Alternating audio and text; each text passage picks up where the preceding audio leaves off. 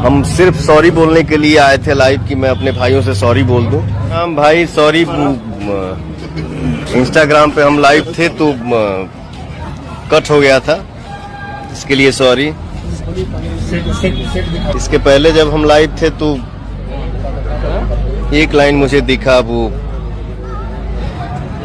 तो आज जो कुछ भी है आज, अरे भाई भाई भाई भाई भाई लाइव हो प्लीज।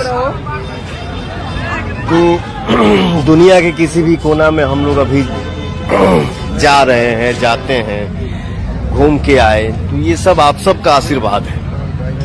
वो क्या है ना, शूटिंग रुका हुआ है तो शॉट लगा है, तो माफी चाहता हूँ ब्रदर, थोड़ा सा शॉट दे दूं।